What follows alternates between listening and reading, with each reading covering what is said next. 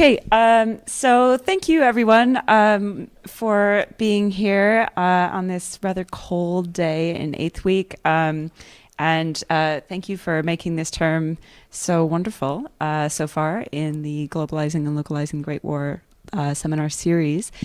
So our final speaker of the term is Tamara Scheer. She is a lecturer and research associate at the Ludwig Boltzmann Institute for Historical Social Science at the University of Vienna. She has an upcoming book called From Language to Nation, which is about language diversity in the Habsburg army. Some people in the room be quite interested in that, I think. And in April, she has a piece in a special issue of the European Review of History about Habsburg home fronts. So without further ado, she's going to be wandering a little bit, so I'm going to turn it over. Yeah, thank you so much. And today I recognize that it's only me standing between Christmas and term, so I'm really happy that you're all here, and I would like to introduce you to a topic which is more or less a byproduct of what I'm currently doing research on. So it was already said that I'm doing research on multilingualism and language diversity in the Habsburg army, and for that reason I went in February to the archives, the military archives in Prague. And I was really surprised when I'm going through that I found so much about the usage of songs, which meaning they had, when, to whom, and so on. So I figured out soon, perfect topic for lectures and for an article. So I'm really much looking forward to the discussion and to your suggestions to help me to improve my article. So let's start. As somehow military historian, I'm somehow obsessed by maps, but I think they are really useful usually. I mean, most of you already know that I'm speaking about the Habsburg monarchy or empire. That's a big discussion between Habsburg historians, if you're allowed to call it empire anymore after the compromise in 1867, but, well, very often they felt themselves to be still a Reich or an empire, so I would say it's somehow allowed. But if you look on this empire, unfortunately the map is in German, but don't mind because it's about the colors. So what is really important that after the compromise in 1867, we're not talking about somehow one country with one parliament, with one constitution anymore, but we're talking about two countries added by Bosnia-Herzegovina after the occupation in 1878. So the orange one is Austria, which had its own parliament, its own constitution, and these constitutions differed a lot when we talk about language policies, educational policies, and so on. So the white one is Hungary. And the blue one is Bosnia-Herzegovina, which for the First World War and the state of emergency, we can say that it was more like Austria than Hungary. But it's really important to notice that if you're talking about Habsburg monarchy, you have to deal with Austria-Hungary and Bosnia. If not, you should, if you don't have this comparative overview, you should say it's Austria or Hungary. But and I will tell you that later, there is another map which shows the languages, so which languages were spoken where.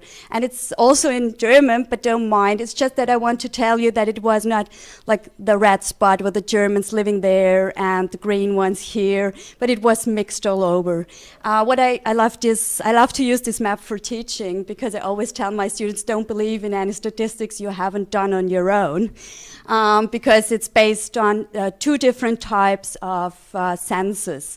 In Austria, they ask for the language of daily use, and in Hungary for the native language. But somehow you get an overview with this map that it was mixed, and now we're going directly to the region I'm today talking about. And if we can say that I already showed you the Habsburg monarchy, how it was divided after the compromise, and there is another map which shows the language diversity, but there is a third. So the Habsburg monarchy was also divided by the army. So after the compromise, we had only 3 common issues together which covered the whole monarchy, and it was foreign affairs. Well, foreign affairs, it doesn't really, it's not daily experience for the ordinary citizen. And we have a finance ministry, which was more or less responsible for Bosnia-Herzegovina, and we had the army. And after introduction of common conscription, it was more or less, it affected the bulk of the male citizens all over, and it had one and the same system all over the Habsburg monarchy. So I always argue that dealing with Austria-Hungary, so after the compromise, and you want to get a good comparative overview, it's really useful if you deal with the army, because it implemented the same system, and from below till top, you can say how did people responded to that. What is also very important, and this is what I'm focusing today, and you see the little, we are talking about the 9th Corps Command. So Austria-Hungary was divided in 15 corps commands, and we were talking about the 9th, which was Northern Bohemia. And we're talking about Germans and Czechs, or German and Czech speakers. I will come back to this differentiation later on. So what is really important on the late 19th century till the end of the First World War is that both groups, both nationalities, as Austrians called them, Nationalitäten, they all saw themselves to be victims of the nationality politics in Austria and in Hungary, and they both saw themselves to be marginalized, so that their cultural rights are not treated equally or not reflected the same way, so that they are not equal. And both of them saw themselves as victims. As a little sidestep, it reminds me very often when I'm following the media discussion about Bosnia-Herzegovina, where also after the Bosnian Wars, all three ethnic groups see themselves to be marginalized and victims. So, go back. So just one example for this feeling to be marginalized from the part of the Czechs. And I've brought here a little caricature from the famous Simplicissimus, a really famous satirical newspaper from 1907. And it's two men talking about the army service. And one said to the other, "Do the officers know Czech?" Well, not really. They only know Czech to that degree that they can curse on us and insult us. So that's all. And this is so.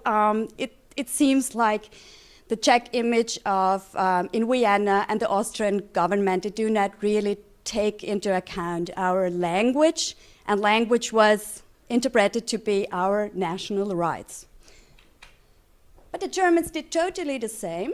So this is, and just to mention before, for those of you who understand German, I put the original German version for the PowerPoint presentation, but I will translate it. So I didn't want to provide it just with my silly kitchen English translation. So, Trautenauer Zeitung, it's a German national one, and it says like, maybe for the video, I read it in German and then I translate it or explain or I tell you what I'm thinking about that. So, Statthalter Thun endlich gegangen. Die Deutschen in Böhmen werden ihm keine Tränen nachweinen. Sie haben seinerzeit nicht den Abgang des deutschfeindlichen Ministerpräsidenten Thun beklagt und beklagten auch heute nicht den Abgang des bloß den Tschechen wohlgesinnt gewesenen Statthalters. So, also for the Germans living in Bohemia, it was like, there were some high-ranking officials who treated the Czechs better than they treated us. And this is really important because this was some kind of discussion which goes through the whole 19th century up to the First World War. So, and now we switch. So these two examples were for the 19th century before the outbreak of the First World War, but what about the relationship between Germans and Czechs during the First World War? So what we all have, and I've put this here, but you can find it all over. Schweik has become really important for being, the passive resistance of the ordinary man. But if you have in mind the novel, then when you think about the role or the characters which appear in the novel who are somehow Czech, they are never really loyal. They are always, maybe they are passive or they are indifferent towards nation, but they are really never be be picked up as being really loyal to the Habsburg monarchy. And Czech is a really good example. And Czech is something everybody has in mind when we're talking about the role of the Czechs in the Habsburg monarchy during the First World War. What about the self-image? So if we say Czech is somehow the self-image of the Czechs, what about the German self-image? And I've put this here. These are denunciation letters from the police archive in Vienna. And as you can see here, I'm a really loyal, patriotic German citizens, and I have to report this and that this and that person did not behave loyally to the emperor.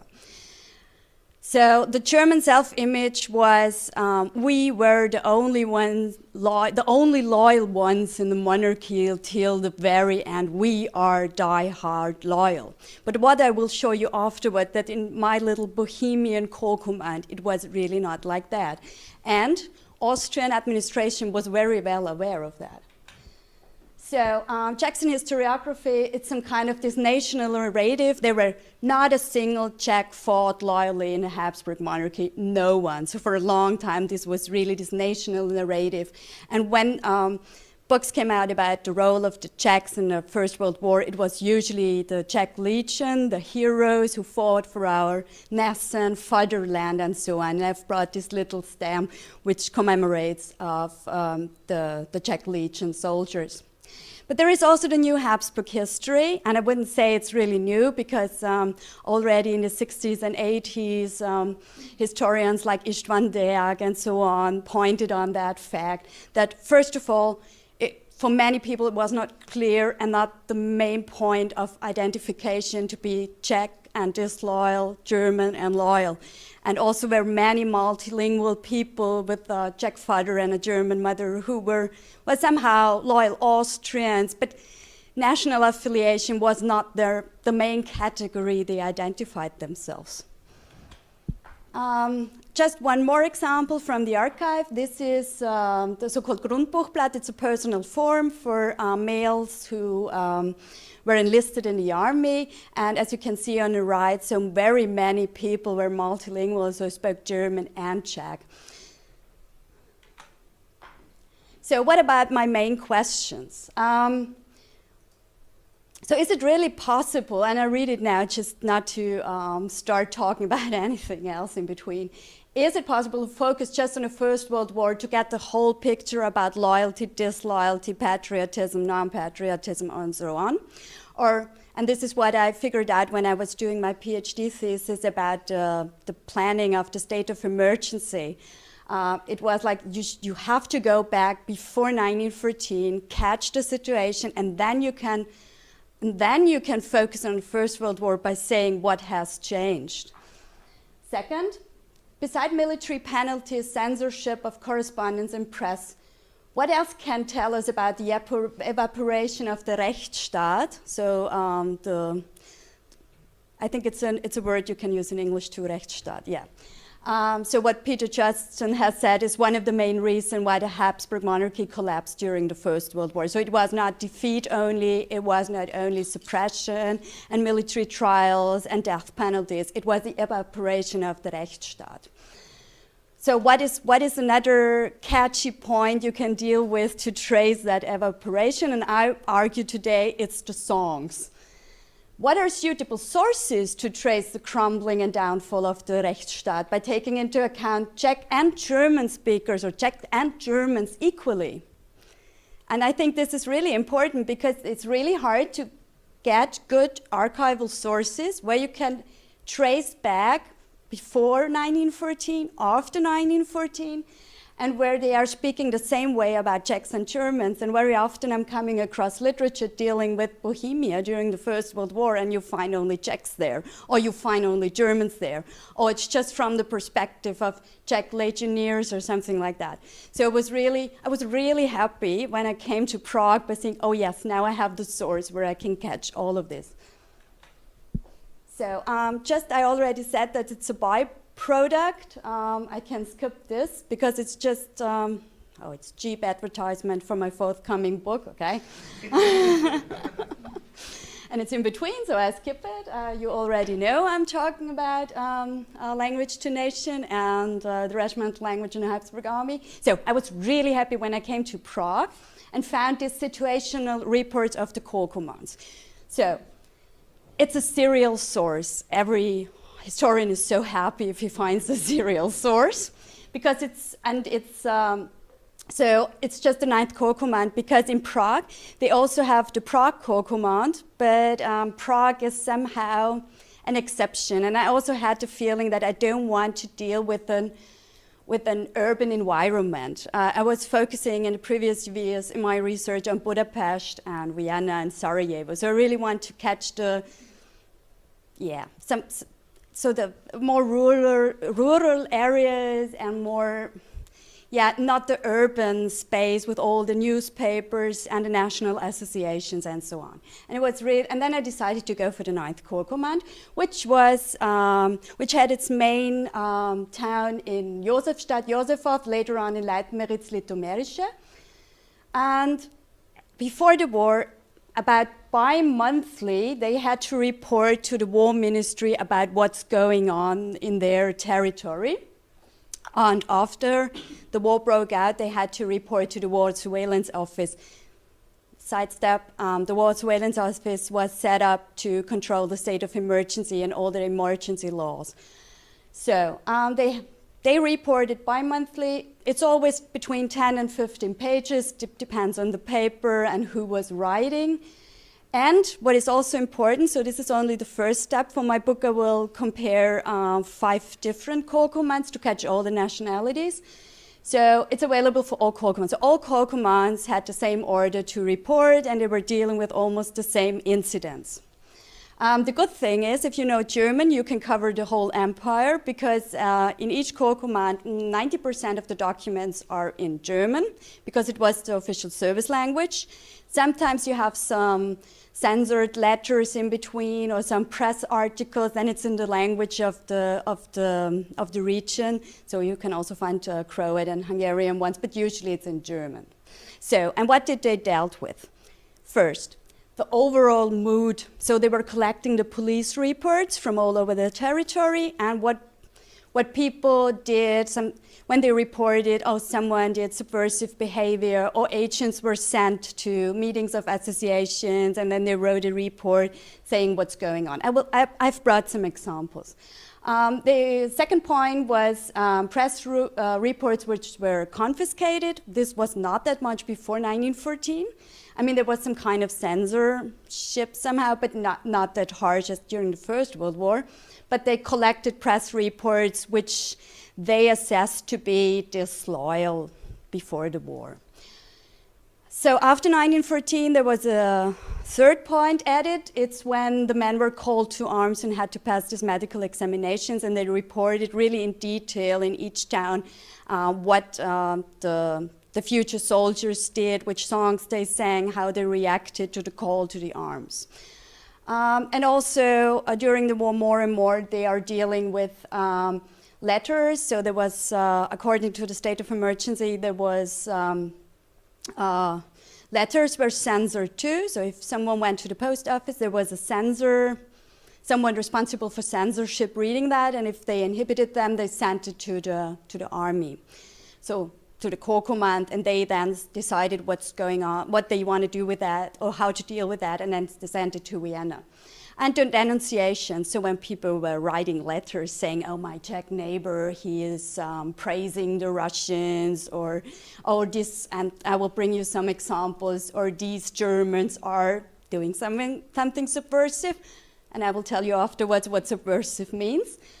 So, what is really important, and I've learned so many cursing words they used before 1918. Usually it has to do with Maria, Jesus, and some intercourse. So it's 80% has to do with religion, cursing before 1918. Maybe someone's interested in that to pick that up for a PhD thesis. We'll be more than welcome to help them, him or her. Use of symbols, so which flags were waved, which colors, which pins were they had on their coats, and so on, and songs. everywhere you can, in all these 4 points mentioned in the situational report, you find the use of songs. So which songs were sung, when and where, and who attended, and who responded to these songs.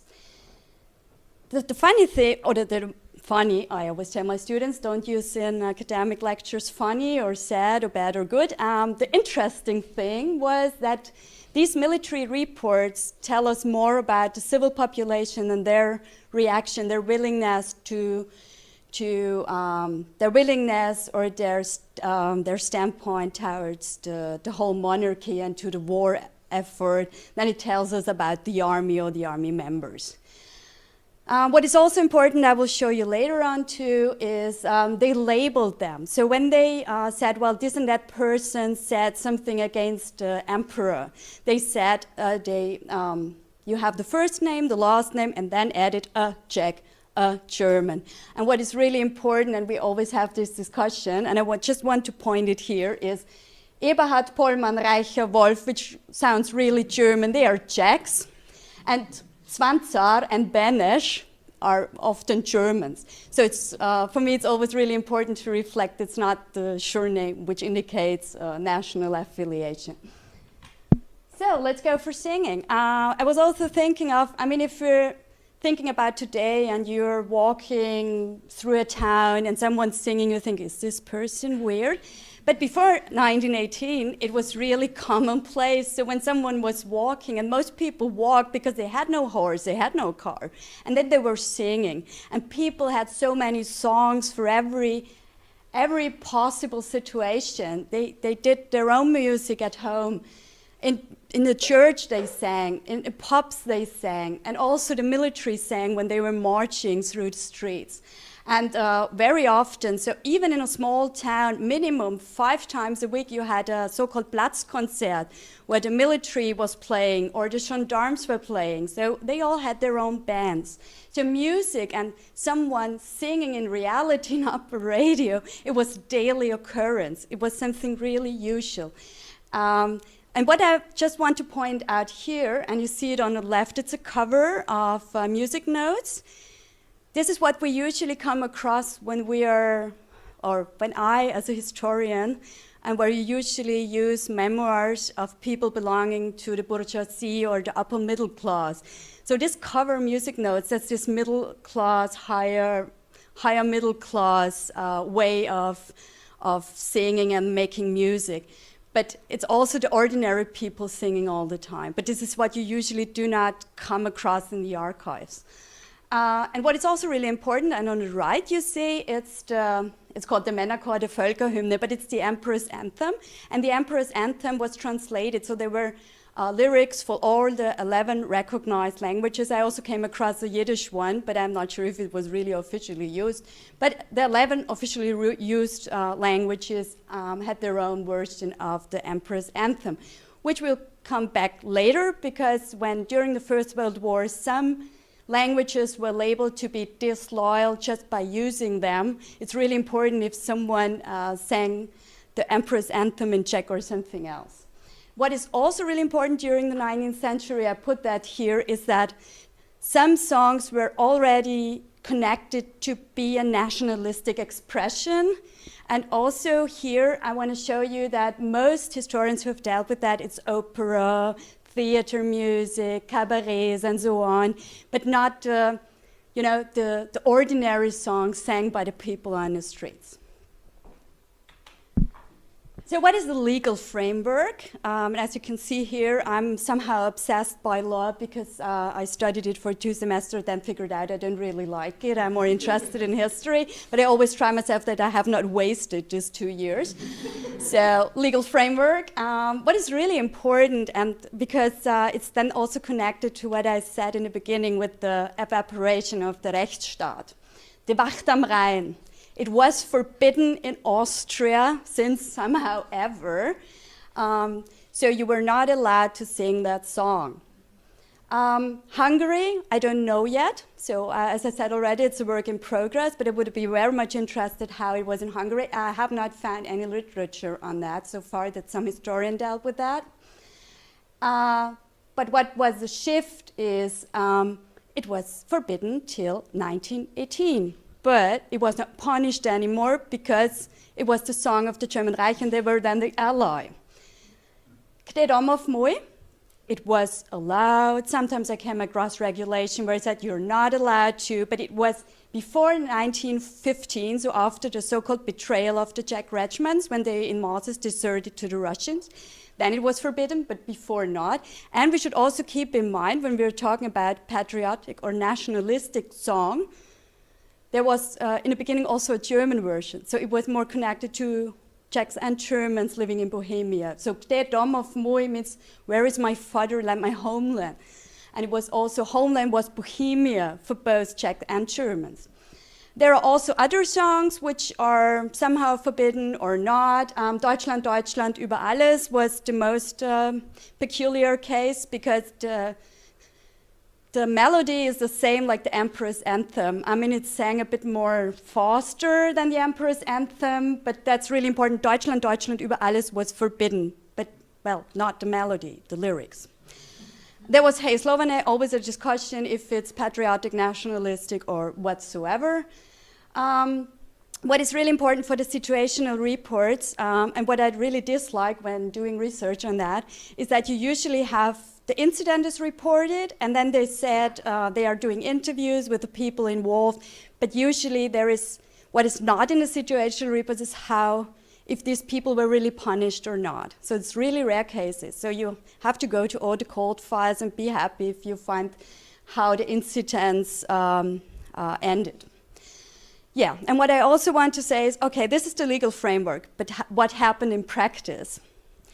And the examples I show now, it's not exceptions. It's something I came across all the time between 1880 and the end of the First World War. Political song. So again, I will read the German version and then tell something, or just try to share my thoughts with you when I was going through these documents and which questions I raised when reading it. So this is from an order given by the 9th Corps Command, so the highest military authority in the region from 1885. So it's 2 or 3 years after they started writing these situational reports.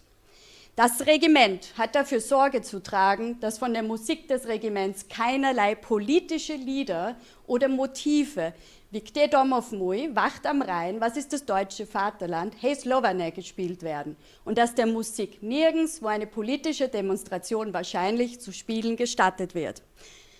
So, how should I translate it into English? Because it's really hard. It's an order, but usually you expect an order to be short, pointy, say you're allowed to do this and that. That was an order in the Habsburg army, which says, well, Kde domov muj, it's a political song, so it doesn't say it's per se nationalistic and not allowed. And they tell the regiments, and especially the regiment bands, that, well, they should not play it in situations where you could expect that this or that group starts demonstrating. It does not say you're not allowed to play that. It just say, it's political, so if you expect something could happen, don't do it. Don't play them. And if we think about back the evaporation of the Rechtsstaat, it means like you don't really know how to behave correctly. So this is not, this before it was not on behalf of the ordinary citizens, but on behalf of the army. The two forbidden songs, German disloyalty. So, but it was really important for me, and I also was so much influenced by this national narrative of, on the one hand, the disloyal Czechs, and on the other hand, these loyal Germans, that I was really surprised when going through these archival sources that the army, so the 9th Corps Command, was, before 1914, 50% reporting about disloyal German nationalistic behavior and 50% Czech nationalistic behavior. It was really like, how could that happen? I mean, when we are dealing with the First World War, we have 95% of Czechs are punished because of disloyal behavior, and now we have 50% Germans. And usually it was, and this is a secret police agent reported about Burschenschafterkommerz, so this,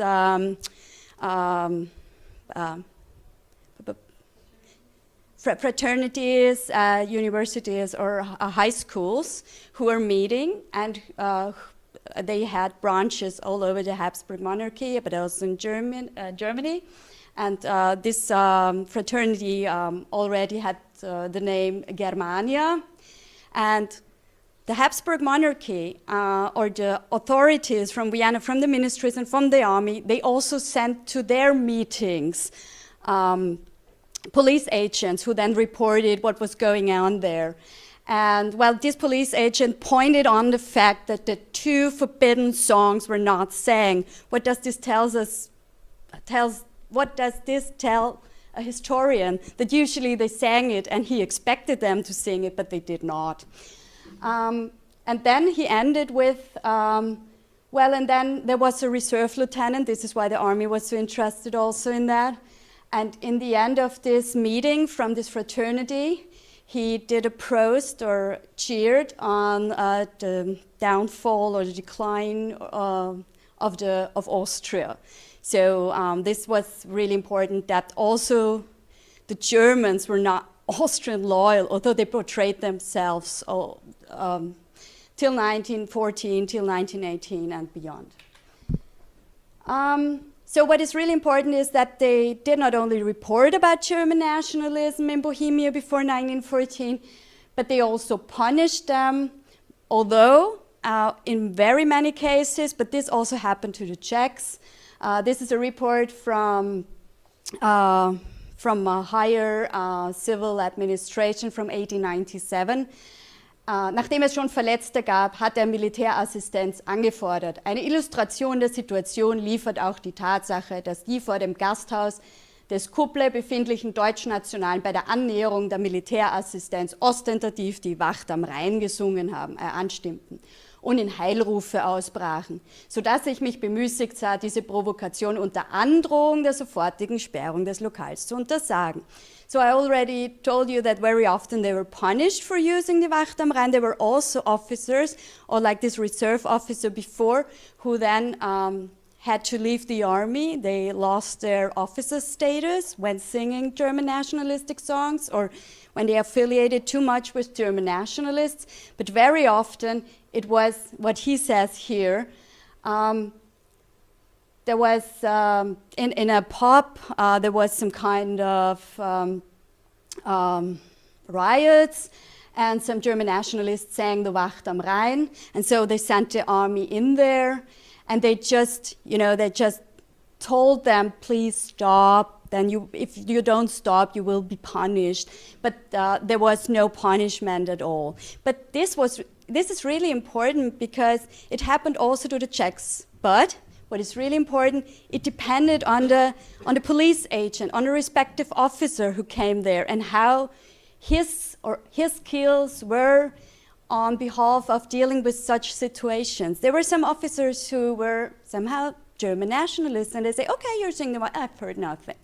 And there were some, like some officers portrayed in Schweig who were somehow Czech, but somehow loyal to Austria, who said, okay, I didn't heard you singing that, or you sang the Wacht am Rhein, that's German national, I report you. So it was, you had one law, what is forbidden and what not, but it depends on the civil servant, on the police agent at the spot, how he reacted on such incidents. Just to give you also an example in Czech, I won't read it because I never learned Czech, I just learned Croat, so I don't want to bother you with that. But it says, it's also from the situational report, and it's taken from a newspaper article, How Great, it's entitled or somehow like this.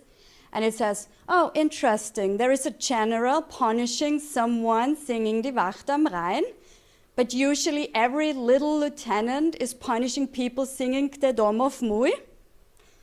And then they are doing a little joke with, because somehow lieutenant was engaged in an incident. His last name was Rind, and they say, what does Rind means in Czech? Rindvieh, we say in German, is a stupid person. So they're ending with that. But what is most important that, and again we're talking about everybody feels victimized, out the other, marginalized. It's, only once they punish people singing Wacht am Rhein, but if you're singing Kde domov muj, every little lieutenant is punishing it immediately. It's also denunciations going on before the First World War. How much time do I have left? About 15 minutes. Okay, won't work. Gegen 11 Uhr abends fingen wir an, verschiedene Lieder in gedämpftem Ton zu singen. Jedem Wiener glänzt das Auge, es liegt ein Weiler fern im Grund, o Österreich hoch in Ehren. Ein Lied aus Mamsell Tusch und ein Trinklied, es saßen die alten Germanen zu beiden Ufern des Rheins. Letzteres Lied dürfte von den in der Zeitung Národní Listy angeführten Zeugen, die wahrscheinlich der deutschen Sprache nicht vollkommen mächtig sind und die im Gastzimmer hinter einem Brettervorschlag saßen, für das Lied Die Wacht am Rhein gehalten worden sein. What I want to show you with that example is that people reported each other on accusing each other of singing forbidden songs, and in this case, and this is also something I very often came across during the First World War. And this letter is written by a lieutenant who was accused of singing Die Wacht am Rhein. But he says, yeah, we were just sitting in a pub and we were singing different songs. And we sing that song with the Es saßen die alten Germanen. And maybe this person who accused me, he wasn't able to speak German and he thought we were talking about or we were singing Die Wacht am Rhein because both songs are using the word Deutsch-German. And this also happened the other way around. The people were not really capable of understanding Czech, and then they say, well, you're singing this and that, and we accuse you. So denunciation is also not a new phenomenon which popped up during the First World War.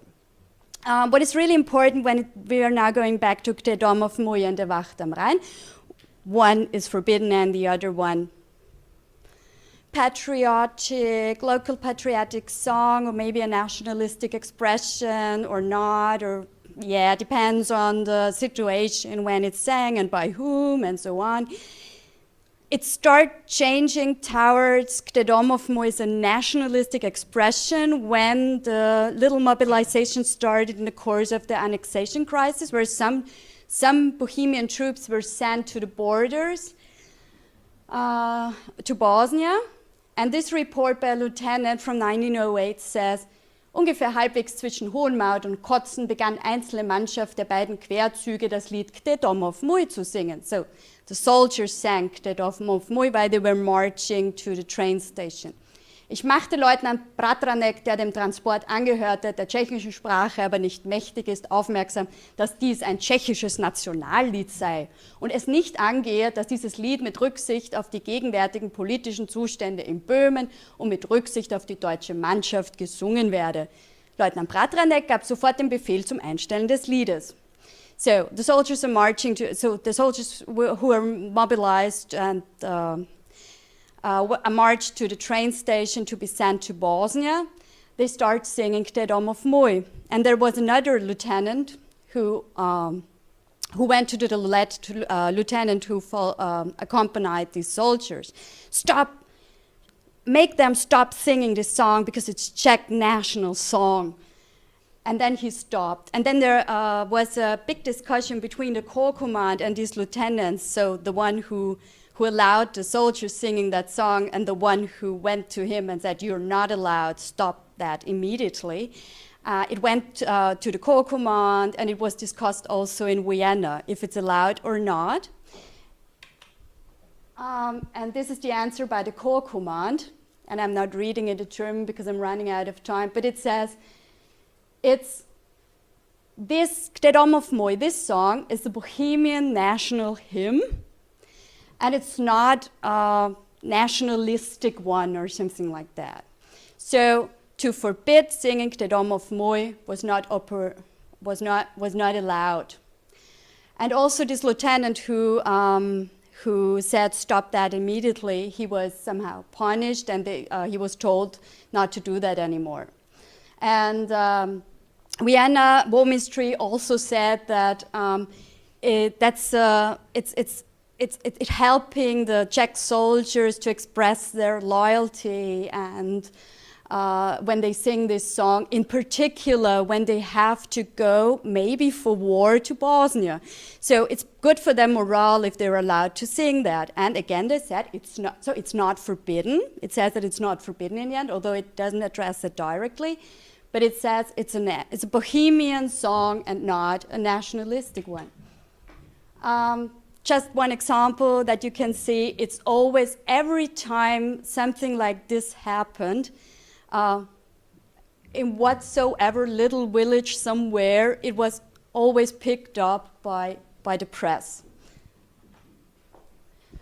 But what I want to say is that in the case of Kde domov muj, but also the Wacht am Rhein, the closer First World War came, the more, not Wacht am Rhein, but Kde domov muj turned out from being a Bohemian patriotic, regional patriotic song to be a nationalistic one only. And I'm speaking here on behalf of what the army thought about how the people who were singing it thought about, or what they wanted when they sang it. And here, that's from August 1914, and the 9th Corps Command report said, anlässlich des Einrückens der Rekruten zu ihren Truppenkörpern kam es heute am Bahnhof im Königinhof zu einem Raufhandel zwischen Rekruten deutscher und böhmischer Nationalität.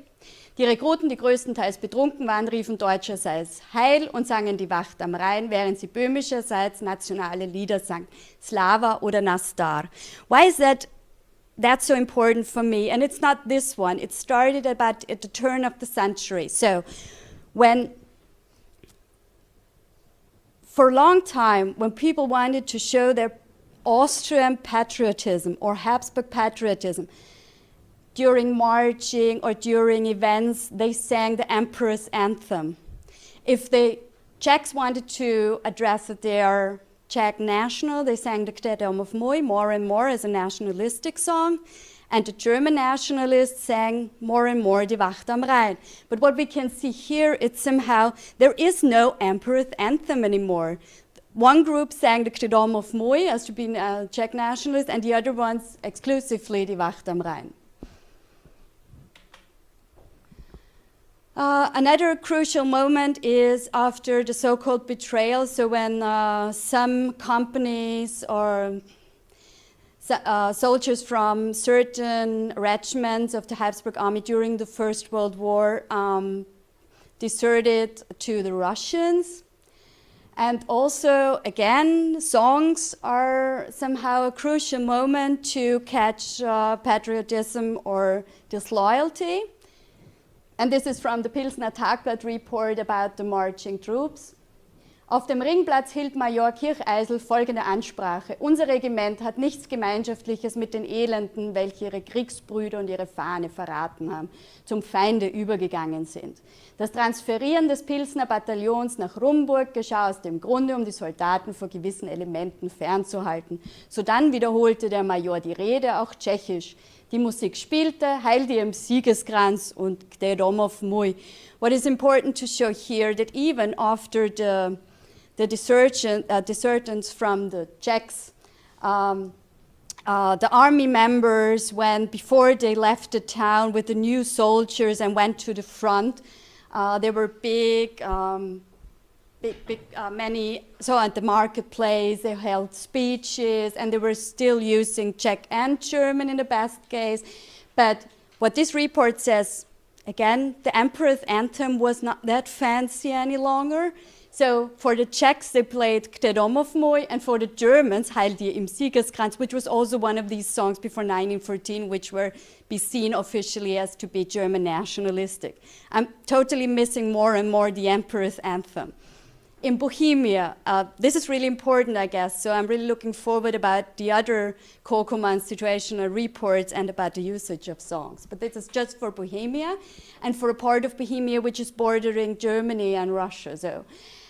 So if I already said that the Wacht am Rhein was forbidden till 1918, and German who sang it before 1914 punished, that didn't happen after 1914 anymore because the Germans are our allies. Maybe they feel offended if they are coming to Bohemia are not allowed to sing that. So, and the German nationalists really used that opportunity to sing Die Wacht am Rhein whenever possible. And I told you that I already told you about the order where it was forbidden for the military bands to play it before 1914. After 1914, there is a military concert, and they're of course playing Die Wacht am Rhein on the occasion of the German Emperor's birthday. And it also started to be singing battles. So when soldiers were marching, they were singing. It is also from a situational report when young recruits start marching to the front line, and they were singing the Czechs Kde domov muj and the others, Die Wacht am Rhein. Okay, they also sang the Emperor's Anthem, that's the Goldene Halte, but usually it was a singing battle between the soldiers, the ones singing Wacht am Rhein and Kde domov muj. And again, before 1914, usually someone starts singing the Emperor's Anthem to counter Kde domov muj or Die Wacht am Rhein, but the longer the war lasted, it was only a battle between somehow Die Wacht am Rhein and other German nationalistic songs and Czech nationalistic songs. But still, what is really important is that, and this also picks up the idea of Peter Jetsons' argument with the evaporation, the ongoing process of the Rechtsstaat. And because no one knew anymore what is forbidden and what not, and what is behavior which doesn't cause punishment. And this is the most crucial point. People lost their trust in their state. And this is a report after German soldiers crossed the border into Bohemia, were totally drunken and marched through a Bohemian town and sang the Wacht am Rhein. And someone forbade them and cursed on them and insulted them because they sang the Wacht am Rhein. And a big discussion started if it's allowed or not.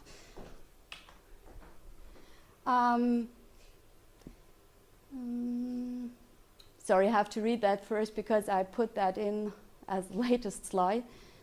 Yes, and it's also 1915. Zum Schluss meines Briefes bemerkte ich, dass mich ein Zwischenfall obgenannter Feier, nämlich das plötzliche Einstellen des Singens der Wacht am Rhein, sehr unangenehm berührt habe. Wie war der Vorgang? Wurde die Wacht am Rhein längere Zeit gesungen, bevor das Lied eingestellt wurde? Nein. Sind nur einige Worte des Liedes gesungen worden und wurde es dann eingestellt? Wer ließ es einstellen? Gilt die Wacht am Rhein als ein patriotisches Lied? Ja, da es für die Reichsdeutschen gilt und durch die Verbrüderung auch für uns. Habe gehört, dass in Prag oft Wacht am Rhein gesungen wurde. Habe mich gewundert, als in Königgrätz eingestellt wurde. This is a letter written by a German Germanophile, German nationalist lieutenant who sang die Wacht am Rhein in Königgrätz, and then someone denounced him of not doing anything against that. And then he was writing to his superiors by saying, oh, I felt really uncomfortable that someone said I'm not allowed to, because in Prague they are singing it all the time and nothing happens. They are not punished for that. And then he asked, is it a patriotic song or not? But yeah, it's for our friends, the Reichsdeutsche, means the Germans from the German Empire. So it was not really sure. I mean, in his case, he really sang that because he was in favor of the Germans and he felt to be German national. But he also, he played with this situation of not knowing what is allowed and what not. Kde domov muj, and now I'm coming to the end of my talk. This is at the Republican Square in Prague. And today, Kde domov muj is the national anthem of the Czech Republic. So it made it from a Bohemian patriotic song in 19th century, which also had a German lyrics, to the national anthem of the Czech Republic. So but I would say it was really a slow shift of meaning of this song. And my conclusion. I would say Peter Jetson in his new book, Habsburg History, is totally right by the evaporation of the Rechtsstaat, of the security by decades-old law, where you were sure about that courts are working properly and so on, that people were aware of the rules they have to stick to. It slowly evaporated, or slower and faster evaporated during the First World War, and this had the same meaning or importance on the decline and the end of the monarchy as strikes, hunger, military courts, and so on. And I would say that the songs are a good example where you can show that, because what is really important is that before 1914, 50% Czechs and 50% Germans in this Bohemian part were punished of being nationalistic. And after 1914, it was 95% Czechs who were sent to military court. But it was not because people there were behaving differently than before 1914. But the Germans were not punished for that behavior anymore. And I think this is really important. So it's not that the Czechs, right in July 1914, turned to be disloyal. It's because it was not that the German behavior was not punished anymore.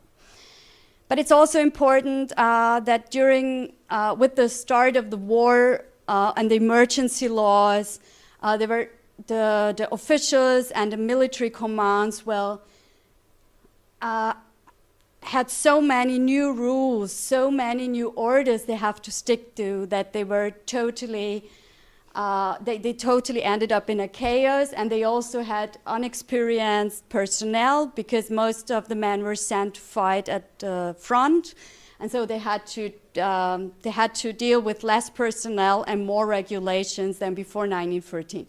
So you very often figure out if there was an incident. And we don't know about the incidents which were never reported. That's also a really important point. But these ones who were reported, that very often it was the personality, the character, the skill of the respective police agent how to deal with such a situation. Did he say, oh, well, they are drunk? And very often came across that they say, oh, they are drunk and they're singing Kde domov muj. I don't mind, they are drunken. And other ones saying, oh, I've heard Kde domov muj, even when it was not, and then they were brought to military court. So it's the personality of the respective official person who made living conditions in the Habsburg monarchy better or even worse. And it was really important, this uncertainty of the population to do not know anymore how to behave correctly. And I'm ending here, and I've just put a part of a page from the situational report, and this is how they usually, when they inhibited a letter, they were writing, so they did not add the letter, but they wrote down, and then they were crossing the part or which they have censored in that letter. And very often you came across this, which says, denn man weiß schon nicht mehr, was erlaubt und was verboten ist, because no one knows any longer what is allowed and what is forbidden. And I would say I end with this. I'm very much looking forward to the discussion. Thank you.